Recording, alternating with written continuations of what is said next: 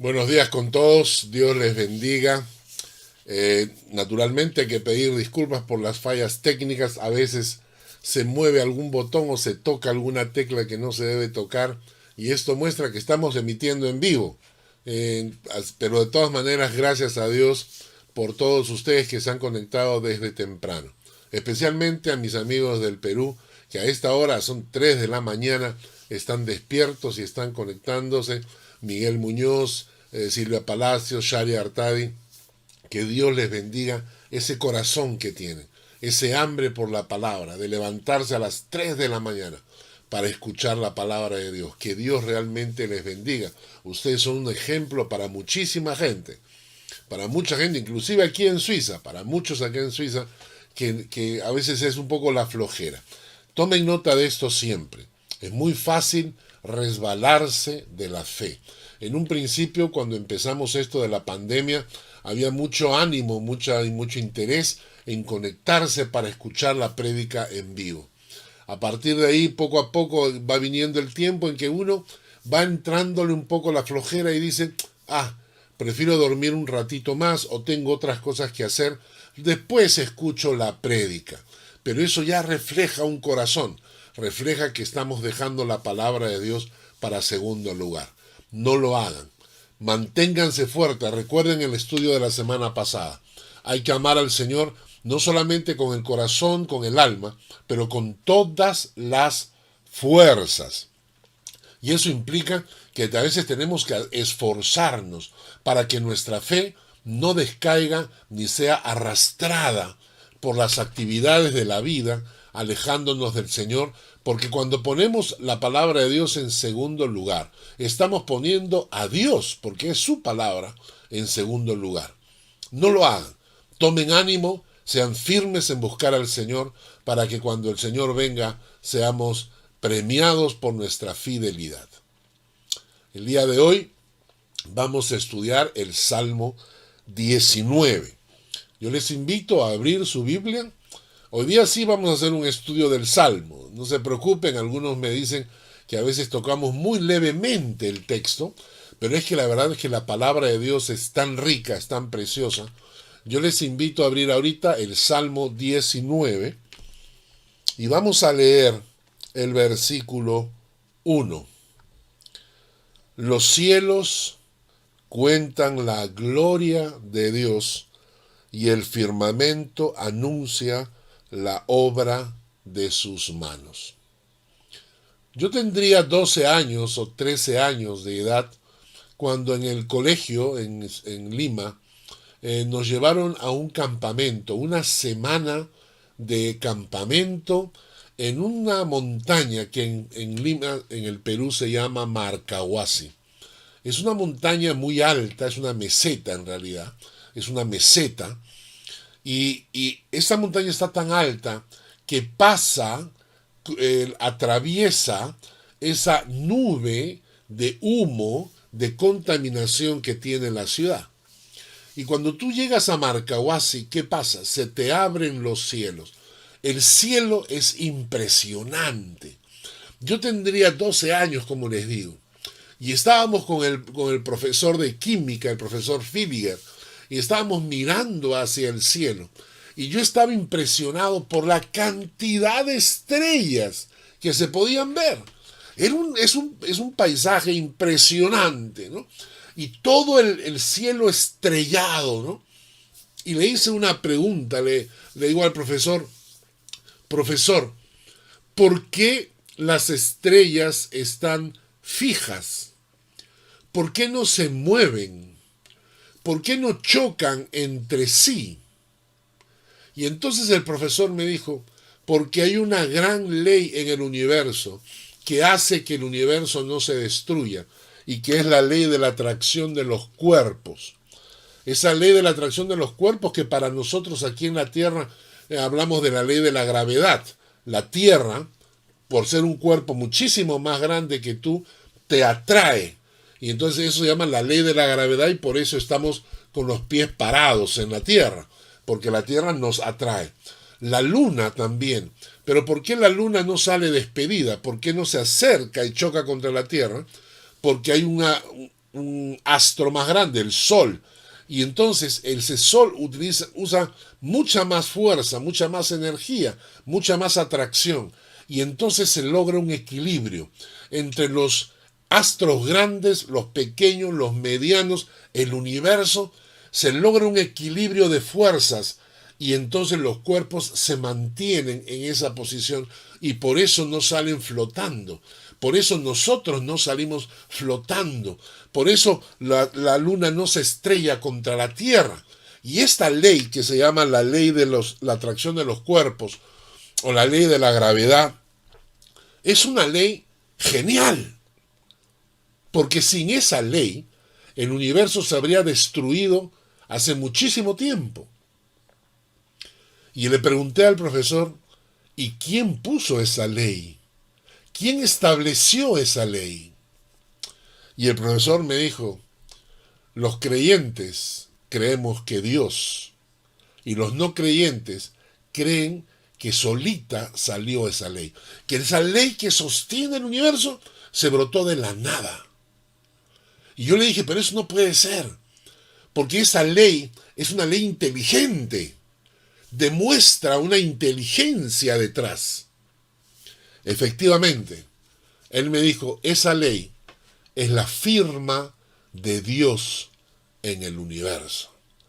Es la firma de Dios en el universo. Hace muchos años leí un libro que se llamaba Él está presente y no está callado, escrito por Francis Schaeffer. Y él en este libro menciona que Dios no solamente crea el universo, pero también lo firma. Es decir, que Dios crea un universo y crea al hombre, pero como toda obra de arte, la deja firmada para que reconozcamos que es su creación. Como todo artista, firma. Y es interesante porque dice, Dios deja sus huellas, primero en el universo, para reconocerlo, por medio de la naturaleza, por medio de los astros, por medio de la grandeza del universo. Dios quiere que lo reconozcamos. Y por medio de su palabra, quiere que lo conozcamos. Y por eso el Salmo 19 nos habla de la naturaleza que reconoce a Dios y de la palabra que nos permite conocer a Dios. Voy a repetir esa frase. Por medio de la naturaleza, Dios quiere que lo reconozcamos. Y por medio de su palabra, quiere que lo conozcamos. Y volviendo al Salmo 19, versículo 1, vamos a leerlo otra vez. Los cielos cuentan la gloria de Dios y el firmamento anuncia la obra de sus manos. Los cielos cuentan la gloria de Dios. Los cielos nos muestran la gloria de Dios. Pero creo que no hay cosa más obvia, ¿verdad? Cuando nosotros vemos la palabra acá en el Salmo 19 dice la gloria, esa palabra significa grandeza, esplendor, magnificencia, manifestación gloriosa. Cuando tú ves en el universo, y según los astrónomos, tenemos entre 100.000 y 200.000 galaxias. Escuchen bien, ¿eh?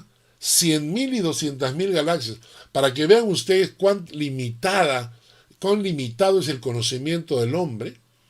El hombre calcula entre 100.000 y 200.000. Miren ese pequeño margen de error. 100.000, escuchen, millones de galaxias y 200.000 millones de galaxias. ¿Saben lo que estamos hablando en números? La pequeña diferencia pueden ser 80.000 millones de galaxias. En total vamos a suponer que hayan 150.000 millones de galaxias. Una de ellas se llama la Vía Láctea. Una de las 150.000 millones. Una. Se llama la Vía Láctea, donde está nuestro sistema solar. Pero nuestro sistema solar no es el único. ¿Saben por qué? Porque solo en esa única galaxia llamada la Vía Láctea, se calculan 300.000 millones de otras estrellas parecidas al Sol de diferente tamaño. Es decir, solo en una de esas 150.000 millones de galaxias, en una llamada la Vía Láctea, hay un sistema solar, uno, que es uno en 300.000 millones de sistemas solares. Dígame, ¿no muestra esto la grandeza de Dios? Por Dios, ¿no muestra esto la magnificencia y la gloria de su Creador? Hace tiempo cantábamos una canción, hoy la escucho poco, pero es una canción preciosa, que dice: Señor mi Dios, al contemplar los cielos y el firmamento y las estrellas mil. Y cuando llega el coro, dice: mi corazón entona esta canción. Cuán grande es Él, cuán grande es Él. Pero el versículo 1 del Salmo no solamente dice: los cielos cuentan la gloria de Dios, pero también dice: el firmamento anuncia la obra de sus manos. El firmamento anuncia la obra de sus manos.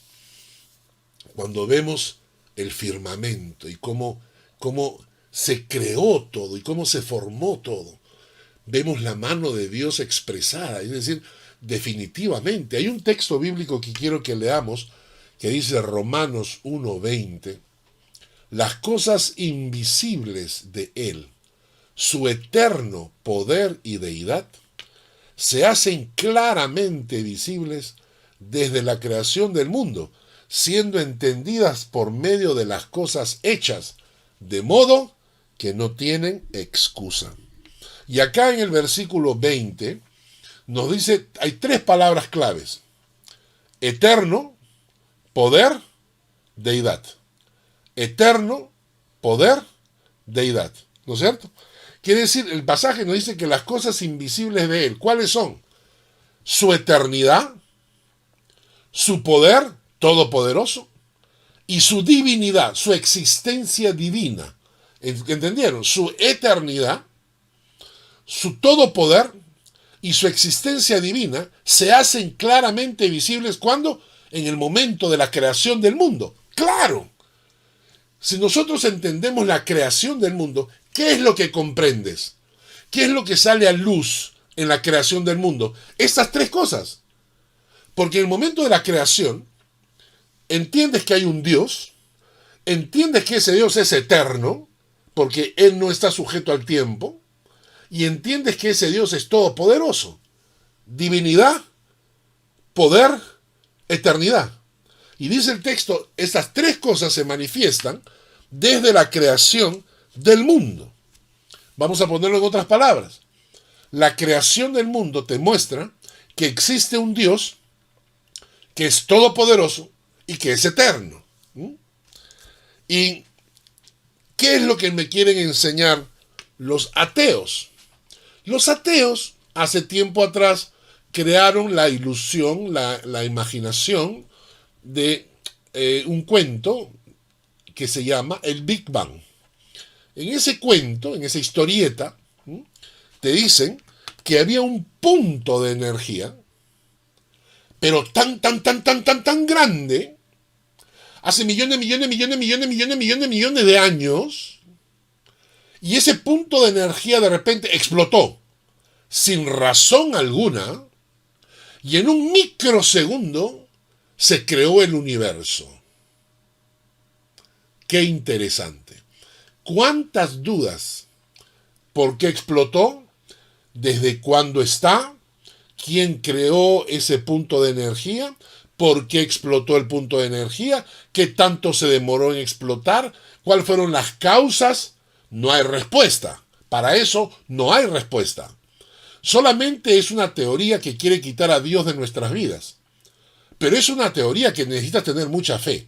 Un punto de energía, pero tan concentrado, que de repente solito explotó y se creó todo.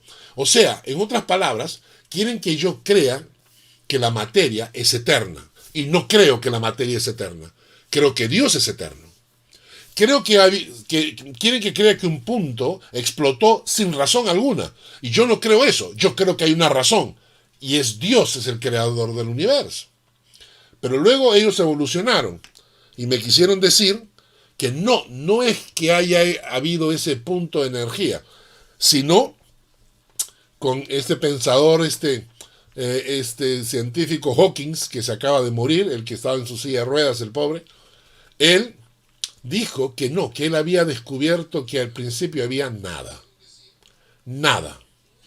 Es decir, ya no había un punto de energía. Simplemente no había nada.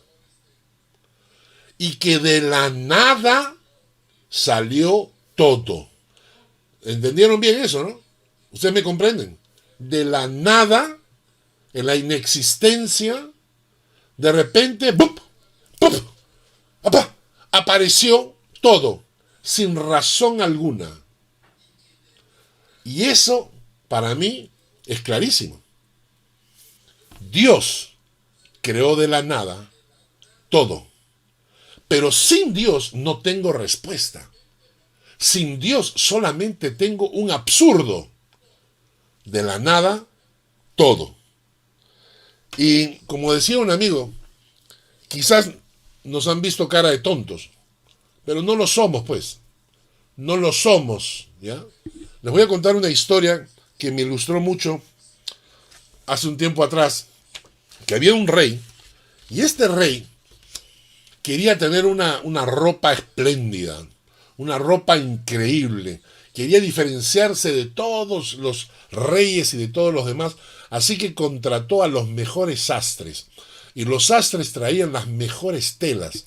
Y él decía, no me gusta, muy común, todo el mundo la tiene.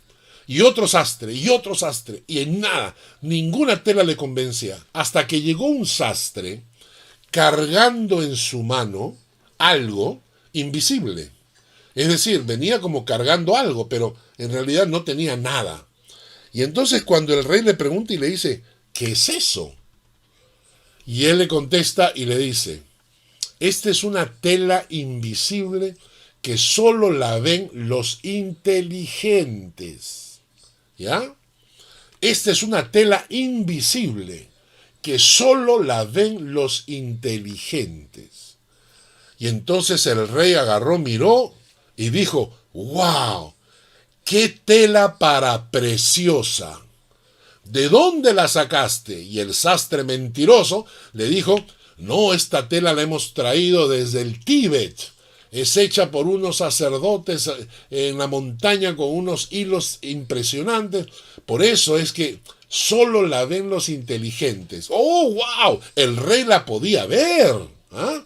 Naturalmente, todos los súbditos que estaban a su costado comenzaron a decir, ¡pero qué preciosa tela! Entonces, el rey le dijo al sastre, quiero un vestido con esa tela. Después de una semana, llega el sastre con el vestido invisible y entonces el rey se prueba la ropa delante del espejo. Obviamente no había nada, pero como solamente los inteligentes pueden verla, el rey decía, ¡qué precioso! Y el sastre haciéndosela de costurero, arreglándole el borde de la ropa, ¿no es cierto? Como si existiera de verdad. Y todos los súbditos del rey diciéndole al rey, rey, qué preciosa la vestidura, qué preciosa esta tela que has adquirido. Y entonces llegó la fiesta y sale el rey vistiendo sus ropas invisibles que solo los inteligentes podían ver. Y que resulta que todo el mundo comenzó a decir, ¿pero qué? ¿Pero qué pasa? Entonces les dijeron, lo que ocurre es que es una tela invisible que solo los inteligentes pueden ver y, ¡oh, sorpresa! todos los que estaban en la fiesta comenzaron a ver la tela y decir, wow, impresionante la tela. Hasta que un niño llegó y dijo, ¿qué tela? Está desnudo. Eso es lo que han querido hacernos creer muchas veces los científicos. Nos quieren hacer creer que la tela es invisible y que solo las inteligentes lo pueden ver. Que el universo salió de la nada. De la nada. Que el universo salió de la nada. Y entonces los inteligentes dicen, wow, qué absoluta verdad, ¿no es cierto? Es tan verdad esto, porque de la nada salió el universo. Y eso significa ser inteligente. Y para mí eso significa ser tonto. Porque de la nada no se produce el universo.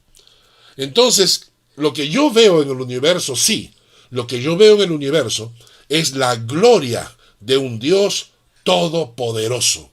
Y el firmamento anuncia la obra de sus manos. Y cuando veo el universo, no puedo pensar en otra cosa que decir, Señor, grande eres, poderoso eres, eterno eres.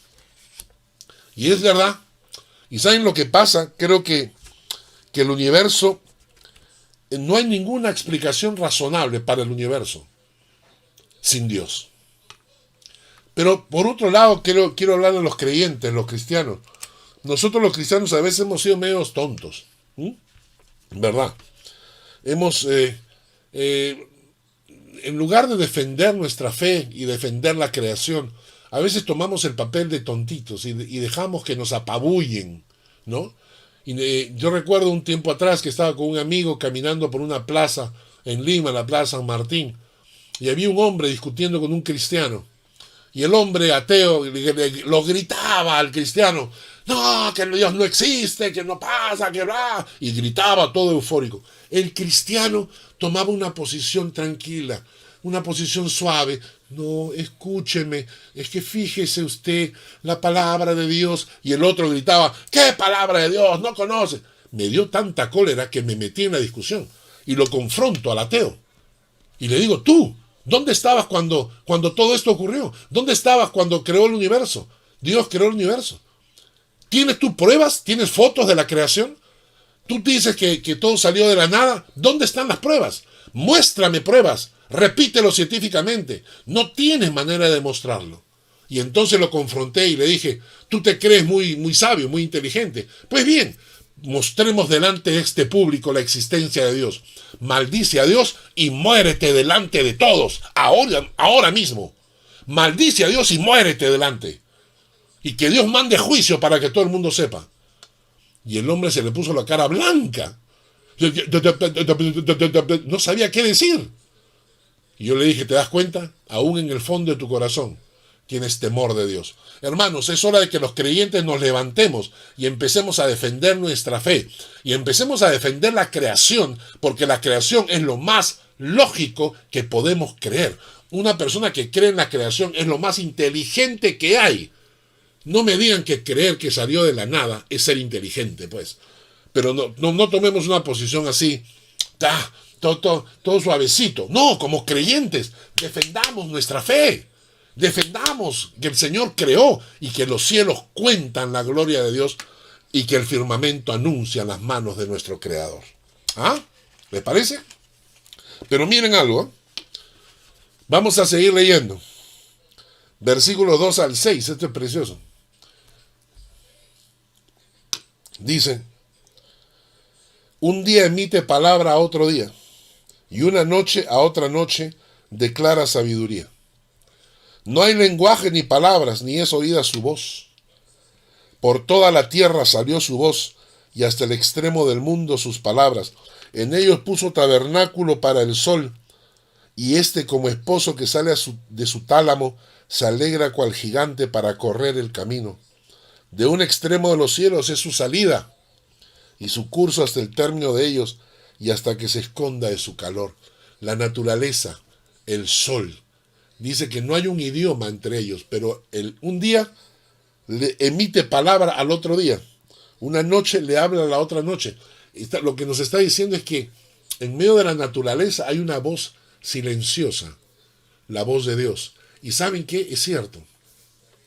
Acá en Suiza, en primavera, a mí me impresiona, porque viene el invierno, y el invierno, para que las plantas sobrevivan, entonces las plantas tienen que concentrar toda su energía en sus raíces, y botan todas sus hojas. Y entonces cuando la nieve cae, tú ves todos los árboles completamente deshojados, que se conoce como el otoño, cuando botan sus hojas. Entonces todos los árboles ya no tienen hojas, con excepción del pino, que es el que se mantiene verde, por eso se utiliza en la época de Navidad. Pero todos los demás árboles han botado sus hojas y se llenan sus ramas con nieve, entonces el paisaje es blanco, la tierra es blanca, no hay pasto, no hay flores, no hay nada, no hay cosecha, nada, no. Cuando pasa el invierno, viene la primavera. Y después cuando está entrando la primavera, escuchen algo precioso. Un día tú sales y encuentras que frente a tu jardín han brotado las primeras florcitas, amarillas, blanquitas. Pero ¿sabes qué? Sales con tu auto y recorres toda la zona y en todos los jardines han brotado el mismo día. ¡Qué precioso! Es como si hubieran puesto de acuerdo. Es como que la naturaleza habla entre ellos. Y entonces agarran y dicen, bueno, tal día empezamos a salir y ¡bum! Brota, ¿no? Es impresionante, hermanos. Pero tenemos que seguir avanzando. Si por un lado la naturaleza nos permite reconocer divinidad, eternidad y todo poder, Dios no solamente quiere que lo reconozcamos como el Creador, pero Dios quiere que lo conozcamos como nuestro Dios. Y para eso nos dejó su palabra. Quiero que leamos de los versículos 7 al 10. Versículos 7 al 10. Dice, la ley de Jehová es perfecta, que convierte el alma. El testimonio de Jehová es fiel, que hace sabio al sencillo. Los mandamientos de Jehová son rectos, que alegran el corazón. Y el precepto de Jehová es puro, que alumbra los ojos. El temor de Jehová es limpio, que permanece para siempre. Los juicios de Jehová son verdad, todos justos. Deseables son más que el oro, y más que mucho oro afinado, y dulces más que miel, y que la que destila del panal. Repito, si por medio de la naturaleza podemos reconocer la divinidad, la existencia de un Dios poderoso, eterno, por medio de su palabra, Dios quiere que lo conozcamos. Y para eso nos ha dado su palabra, para comunicarse con nosotros. Dios quiere hablar con el hombre claramente. Dios le pidió a todos sus interlocutores, a todos sus profetas, a todos, les dijo, lo que estás viendo, lo que te estoy diciendo, escríbelo para las próximas generaciones, para que las próximas generaciones me conozcan. Yo quiero decir algo acá. A través del tiempo, uno se da cuenta de ciertas características que se reflejan en la vida de los creyentes. Y te voy a decir, por ejemplo, lo que yo he descubierto. El lugar que ocupa la palabra de Dios en tu vida es el lugar que Dios ocupa en tu vida. ¿Ah? Te voy a repetir. El lugar que la palabra de Dios ocupa en tu vida es el lugar que Dios ocupa en tu vida. Si la palabra de Dios tiene un lugar primordial, una importancia en tu corazón, es porque Dios tiene un lugar primordial y te importa. Cuando tú puedes dejar la palabra de Dios y desplazarla a un segundo lugar, es lo mismo con Dios. Haces exactamente lo mismo con Dios. Este es un factor. ¿Cómo reconocer? Entonces dice, la palabra de Dios, el lugar que la palabra de Dios ocupa en tu vida, es el lugar que Dios ocupa en tu vida. Y es interesante porque, basados en este pasaje de Salmos, se utilizan una serie de expresiones, todas denotan la palabra de Dios. Por ejemplo, dice el versículo 7, dice, la ley de Jehová es perfecta. La palabra ley acá también se puede traducir como la enseñanza de Dios.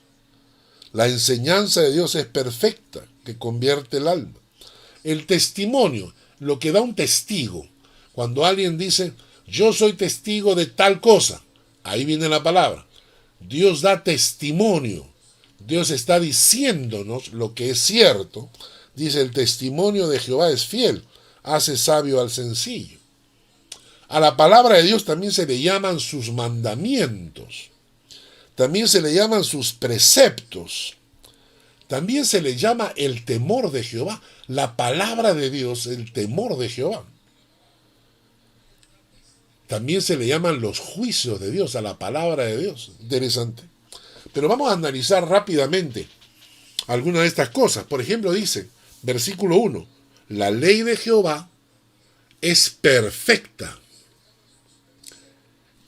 completa, no le falta nada. A la palabra de Dios no le falta nada, es perfecta. Y sobre todo tiene el poder, ¿escucharon bien? Tiene el poder de convertir el alma. Es interesante porque la palabra de Dios tiene poder transformador. ¿Cuántas veces he escuchado a gente decir, ay, mi marido tiene un carácter de cocodrilo? Y yo contesto, lo único que lo puede cambiar es la palabra de Dios. Por más esfuerzo, cuando los matrimonios dicen, ay, ahora sí, voy a cambiar, no cambian nunca. ¿Por qué? Porque el mayor milagro que Dios puede hacer en la vida de un hombre no es hacer caminar a un paralítico, es cambiarle el carácter. Y por eso la palabra de Dios tiene ese poder transformador para cambiar el carácter. Pero no solamente eso. No solamente la palabra de Dios convierte el alma, porque esta palabra, convertir el alma, también se puede traducir del hebreo como restaura el alma a su estado original. ¿Cuántas personas han sufrido frustraciones, humillaciones, traiciones? ¿Cuántas personas han sido traicionados por su esposo? ¿Cuántas personas han sido humilladas en el trabajo? ¿Y sabes qué? Solo la palabra de Dios puede restaurar tu alma. ¡Qué precioso! El mismo versículo 7 nos dice, el testimonio de Jehová es fiel y hace sabio al sencillo. El testimonio de Jehová significa su palabra es fiel, sus promesas se cumplen. Lo que Dios ha dicho se cumple. La palabra de Dios es fiel. Y luego dice que hace sabio al sencillo. La palabra sencillo significa ingenuo, persona a la que se le engaña fácilmente. Hoy en día que estamos viviendo una época de tanto engaño, cuando salen un montón de gente a decir un montón de barbaridades en contra de la palabra de Dios, están engañando al mundo. Es importante que tu corazón esté preparado. Y por eso la palabra de Dios hace sabio al sencillo. Hace sabio a aquella persona que es fácil de engañar. Lo hace sabio. Hay un texto que dice, la sabiduría que es de lo alto es primeramente pura, después pacífica, amable, llena de misericordia y de buenos frutos, sin incertidumbre ni hipocresía.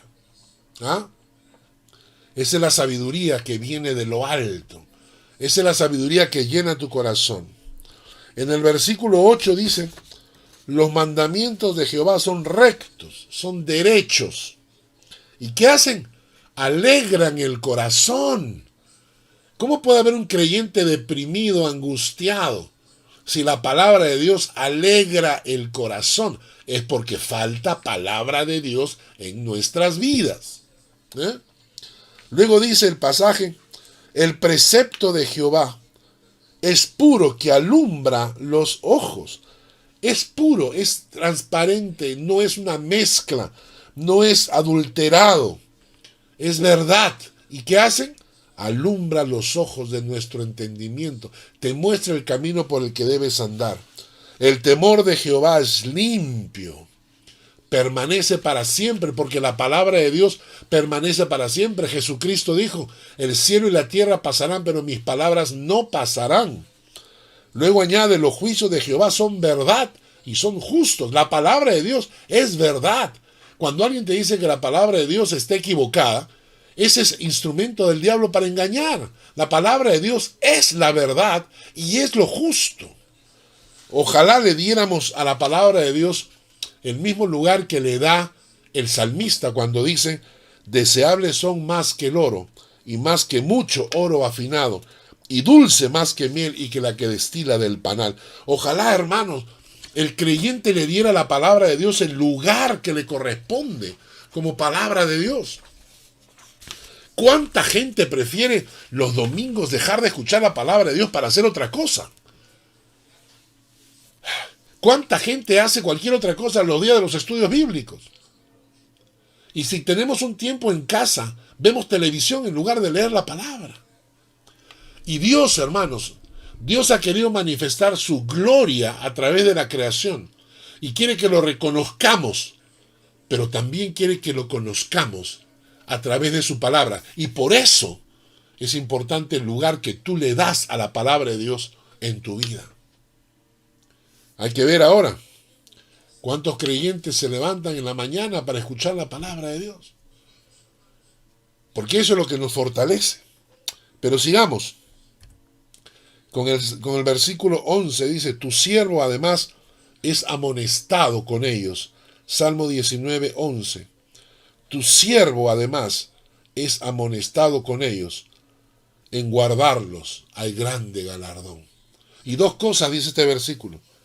Tu siervo es amonestado. Claro, qué privilegio es ser amonestado con la palabra de Dios. Qué privilegio que la palabra de Dios te muestre los errores en los que podemos estar. Qué privilegio ser confrontado con la palabra y no escuchar una prédica que me dice que soy bueno, que todo está bien, que soy perfecto, que soy lindo y precioso, que soy el campeón, que soy el héroe. No, sino palabra de Dios que te confronta para que mejores, para que seas mejor delante de Dios. Qué privilegio que ser confrontado por la palabra. Dé gracias a Dios si en la iglesia a la cual usted asiste o las prédicas que usted escucha le confrontan con la palabra y no le hacen creer que usted es la última Coca-Cola del desierto, porque no es así, hermano, porque estamos en proceso de transformación. Necesitamos la verdad que duela, no la mentira que nos haga daño. Y dice además, en guardarlos hay grande galardón, porque cuando guardamos la palabra, recuerda esto, cuando guardas la palabra, las bendiciones de Dios te alcanzan. Cuando guardas la palabra, las fuerzas espirituales del universo se confabulan a tu favor.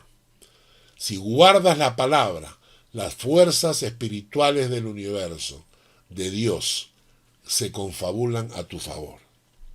Seguimos en el Salmo 19, versículos 12 y 13. ¿Quién podrá entender sus propios errores? Líbrame de los que me son ocultos. Preserva también a tu siervo de las soberbias, que no se enseñoreen de mí. Entonces seré íntegro y estaré limpio de gran rebelión. Y la palabra de Dios hace esto, hermano. La palabra de Dios nos muestra nuestros errores. Claro que es duro, ¿no es cierto? Claro que es difícil. Y cuando estamos leyendo la palabra, escuchamos una prédica, ¡ay, cómo duele cuando la palabra de Dios te toca! Pero qué privilegio es eso, que la palabra nos prohíbe, nos preserva del error. ¿Quién podrá entender sus propios errores? Líbrame de los que me son ocultos. Y así deberíamos orar. Cada mañana decirle al Señor, examíname, oh Dios, y conoce mi corazón. Pruébame y conoce mis pensamientos. Ve si hay en mí camino de perversidad y guíame en el camino eterno. Qué lindo. Esta debería ser nuestra oración. Señor, muéstrame mis errores. Señor, muéstrame en qué te estoy fallando, Padre. Señor, yo no quiero equivocarme, yo no quiero errar, yo no quiero ofenderte, Señor. Yo quiero vivir una vida que sea digna para ti. Yo quiero vivir una vida que te honre, Padre. Oh Señor, quítame de mis errores, muéstrame los errores que no entiendo. Abre mis ojos. Vamos al versículo 14, Salmo 19, 14. Sean gratos los dichos de mi boca y la meditación de mi corazón delante de ti, oh Jehová, roca mía y redentor mío. Interesante porque el salmista dice, sean gratos los dichos de mi boca y la meditación de mi corazón. No solamente mi boca debe agradar a Dios, pero mis pensamientos, los dichos de mi corazón, la meditación de mi corazón.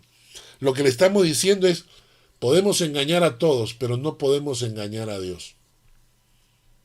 Podemos mentirle a la gente con nuestras palabras, pero no podemos mentirle a Dios.